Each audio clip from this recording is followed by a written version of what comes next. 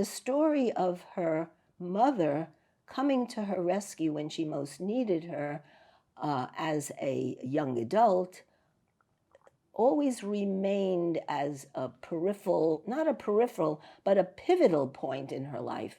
It was a very life-changing event. She had gone into the area where they ate, and they were wanting to put some pot on the stove. It was a wood-burning stove, and it wasn't catching fire. So her mother opened up the door and noticed that there were many papers inside this stove, this wood-burning stove. And my mother realized what had happened. Her notebooks, where she wrote her poems, were in that oven burning. And my grandmother said to her, and my mother, this story she always told. This was a story that was important to her. She turned to her father, and Chaim, what are you doing? How did this get in here? Girls, women do not write.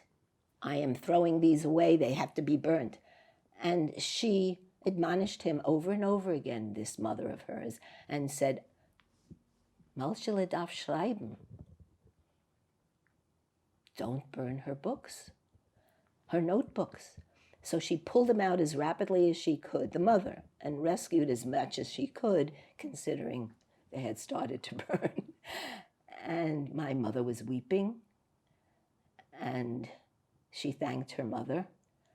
And she said later her father was embarrassed that he had done that, because he saw how much pain he caused not only his daughter, but his wife.